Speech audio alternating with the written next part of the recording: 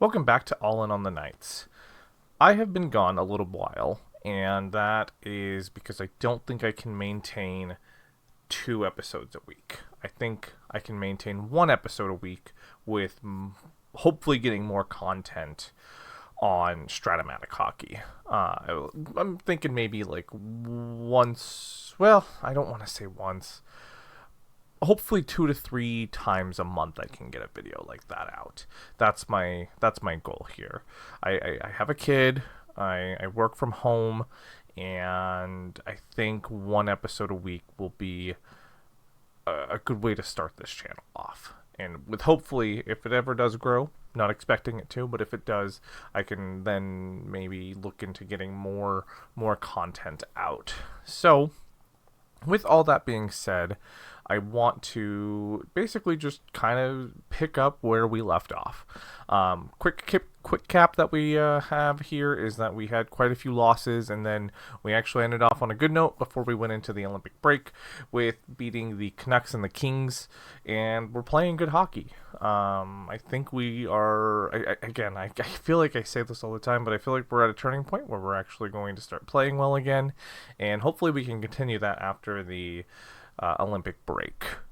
Going into the news cap, I didn't cover this because this is one of the last things that had happened right before I stopped filming, which is Rasmus Andersson is finally a Golden Knight. We traded away Zach Whitecloud, a 2027 first round pick, a 2028 second round pick that will become a first if we win the Stanley Cup, and we also traded away Weeb. I believe he was a defenseman that was in Henderson. So I think it's a great trade. I just really hope that we can re-sign him at the end, because I know we're going to be looking for a new defensive guy. With Pietrangelo maybe being out, he might come back. We don't know yet. So I really hope that we can sign him and make him a biggest Golden Knight long term. Another thing that I noticed in the games right before we left was Dylan Coghlan. I think he was playing really well when he was up for us. I know that we have Rasmussen now, but I think Coghlan is a much better option than Jacob Megna. And I love Jacob Megna. He's great, but I think he might be the way to go. Yeah. Mitch Marner returned to Toronto. That was a big game. That was really fun to watch. And then the last bit of news is that Whitecloud is gaining interest from other teams. And maybe Calgary could flip him for even more picks, which would be crazy. So, because we do have that trade deadline coming in a little bit after the break. I believe it's usually around March 6th, March 7th-ish, where we'll be seeing that.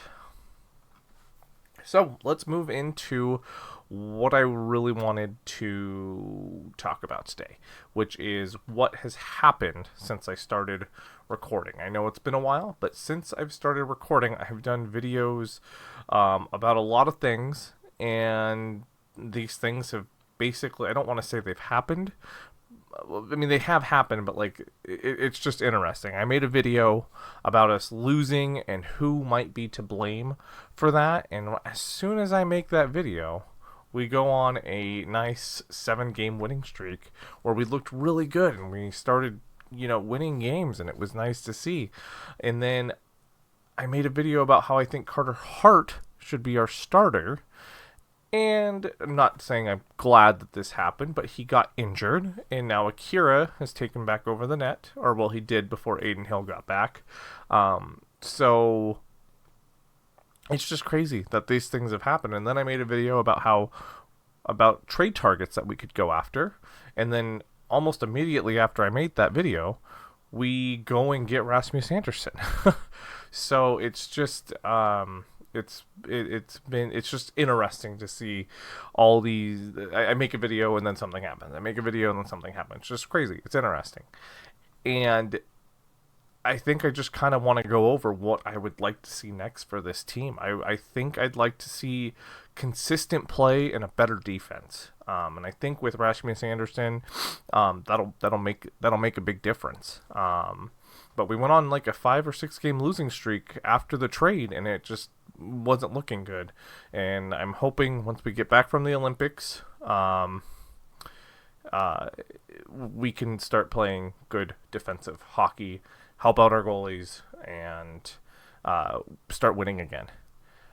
I would also like to see more defensive goals. I think Rasmus Andersson will fix that issue as well, but I think our defense needs to step it up a little bit.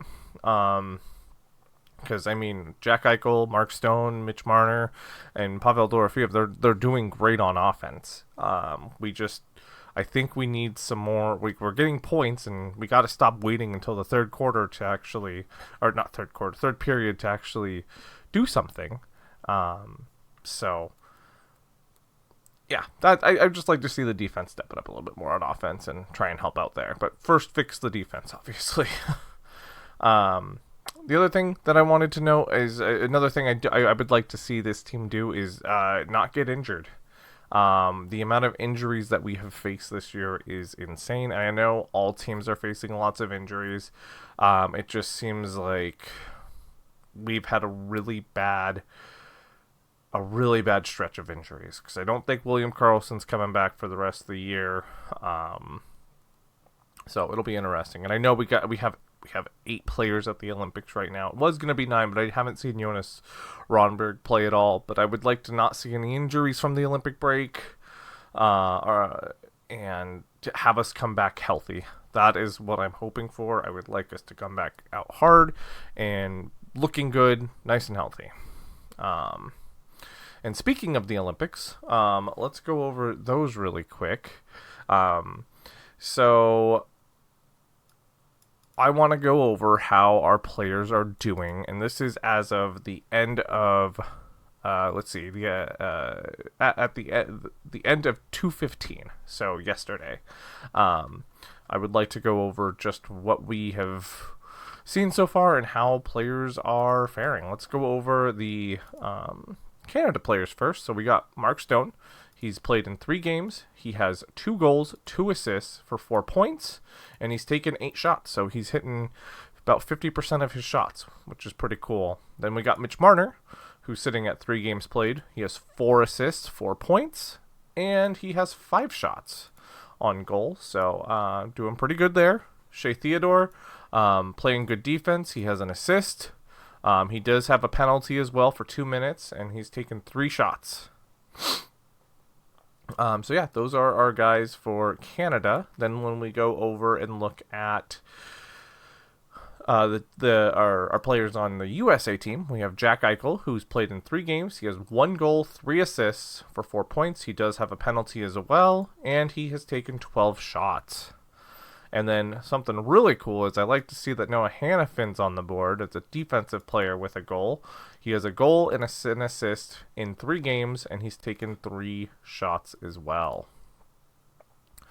Okay, let's go over, let's see, this would be Czechia, I believe, for Tomas Hertl. He has played in 3 games, and he has not done great. He has 0 goals, 0 assists, has a penalty, has 9 shots on goal. So he's not doing too hot, but hopefully he can make a difference come the next few rounds, because I believe we are now going into elimination play in the Olympics. So hopefully he can kind of turn it around.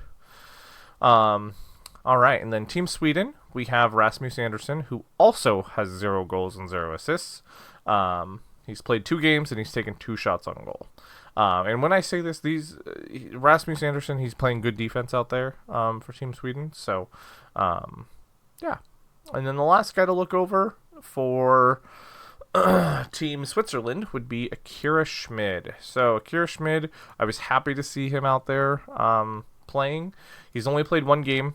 He had 39 shots against him, and he was able to come up with 34 saves on that. He did let 5 goals go in that 1 game. So his save percentage comes out to an .872. So not looking good, but not looking great, I should say. But he's doing his best. He's out there supporting his country, so happy for him. I'm honestly happy for all of our players being out there. I just don't want them to get injured. So, yeah. So yeah, that kind of sums up everything that I wanted to go over. We got I'm not really going to go over the preview of the upcoming games just because we're still in the Olympic break. Maybe next video I'll start talking about some of them. But yeah, tell me what you guys think. You guys tell me how you think we're doing at the Olympics and how the Olympics are going. I've been having a blast watching all of them.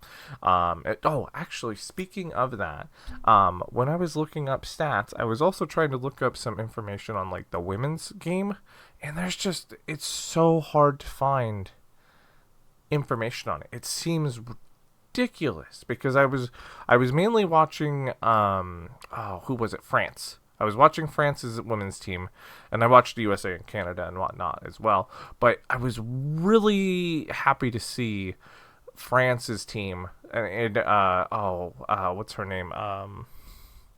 Filber, the goalie for France, the women's team and I know that she's let some in, but the amount of shots that she has taken on goal is crazy, and she looks really good as a goalie. She really does. And finding stats for the women's game, I find it ridiculous that it is so hard to find, because you look up the men's and it's right there. It's so easy to find.